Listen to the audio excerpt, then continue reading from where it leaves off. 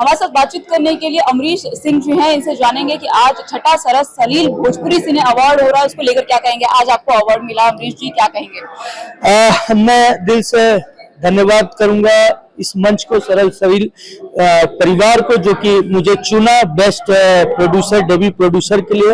मैं बतौर एक्टर हूं और एक्टर ही रहूंगा, लेकिन मेरे दिल में कुछ उमंगे थी, तरंगे थी, जो एज ए प्रोड्यूस ही करके मैं लोगों को दिखा सकता था। वो फिल्म मैंने बनाई, मैं तेरी दुल्हन दुल्हा तू मेरा, जो कि यहाँ इस संसार में हम हैं तो जरूर किसी की कोई हमारी दुल्हन बनेगी, मैं किसी का दूल्हा बनूंगा। उसकी एक कहानी है, बहुत ही अलग और अनोखी कहानी है।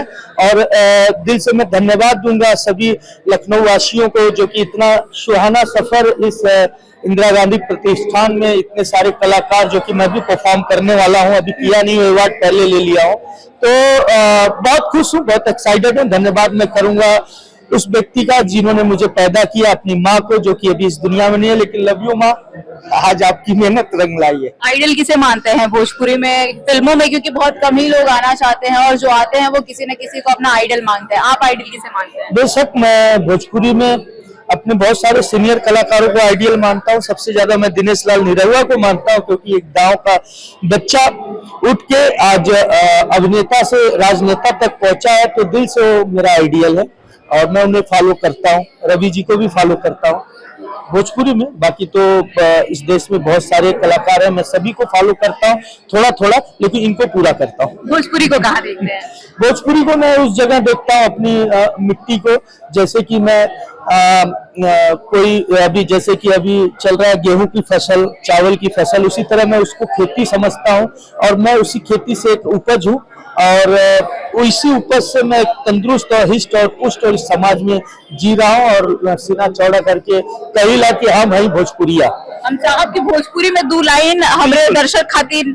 बेशक हम बोलब पाए, क्योंकि हमारे घर बा आजमगढ़ और हम बचपन से मुंबई में तालीम पढ़ाई लिखाई भइल बा, लेकिन रउआ लोगन का प्यार आशीर्वाद इतना रहला कि हम जब पढ़त नहीं तो गर्मी की छुट्टी ही स्पेशल पापा और मम्मी के हम कहते नहीं कि हम 2 महीना घरे रह क्यों डिस्टर्ब ना करी। लेकिन बाद जब बरसात और स्कूल चालू हुए तब हम बम्बई पहुंचे। तो सच में हमार घर, हमार माटी बहुत प्यारा बा। दिल से जय भोजपुरी, जय उत्तर प्रदेश, जय बिहार। अच्छा, आजमगढ़ से आप हैं और आजमगढ़ को दबंगों का शहर कहा जाता है कि दबंगों का जिला है, मानते हैं आप। नहीं, ये कहावत है, हर जिले में दबंग है, हर जिले में शरीफ है, हर जिले में अच्छे हैं, हर जिले में बुरे हैं।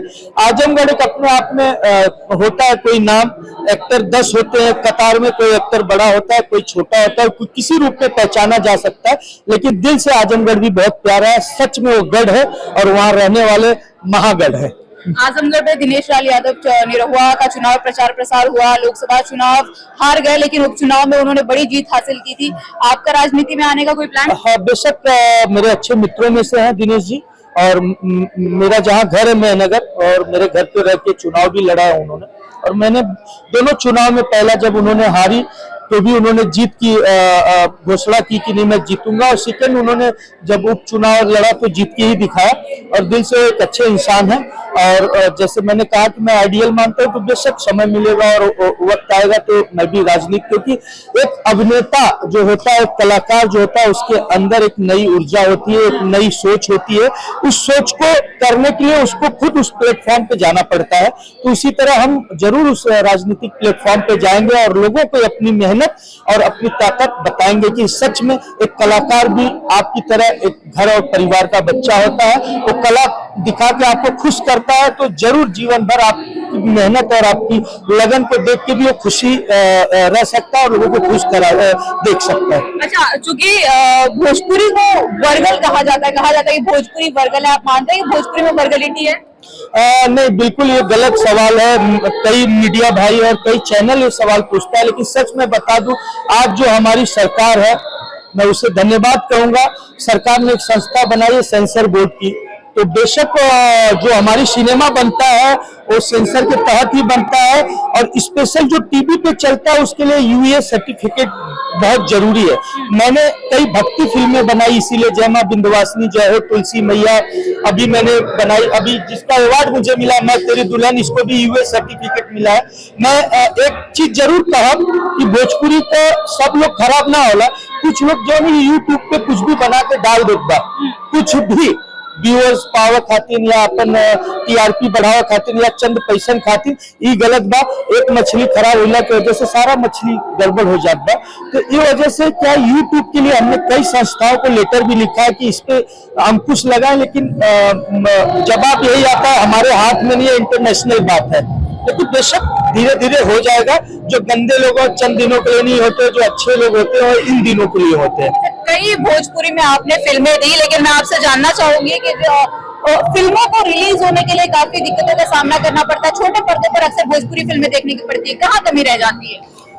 हाँ, कोविड के पहले सिनेमा और थिएटर, सिंगल थिएटर में भोजपुरी ही लगता था और अच्छी फिल्में लगती थी और लोग जाते थे, उसके एक अपने ऑडियंस होते थे। लेकिन कोविड के बाद सैटेलाइट और डिजिटल का दौर आया, यानी कि हर व्यक्ति के पास मोबाइल है और मोबाइल में देखना पसंद करता था, एक दूसरे के साथ नहीं अकेले। तो थोड़ा सा सिनेमा चेंज हुआ है। इससे हमने इस चीज को खोज लगाई कि ये सिनेमा देखता कौन है टीवी पे।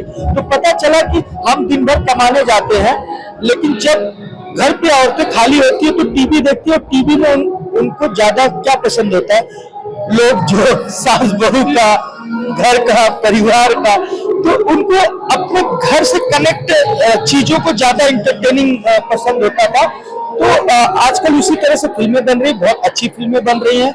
जैसे मैंने अभी एक होम प्रोडक्शन फिल्म बनाई, सास बहू और जादुई चिराग।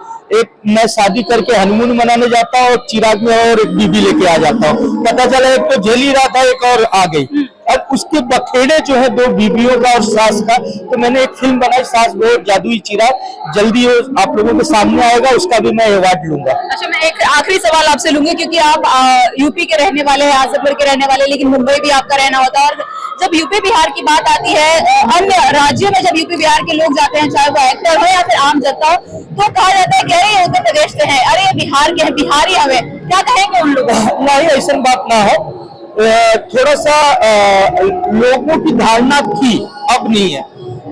इस शब्द के पहले जब मैं मुंबई बचपन में, तो लोग बोलते थे भैया, ये देखा यूपी के भैया आ गए, बिहारी भैया बा। तो एक शब्द, लेकिन हमारे यहाँ भैया बहुत अच्छे शब्दों को गुना जाता है, धुना जाता है कि भैया यानी एक हमारे आइडियल होते हैं।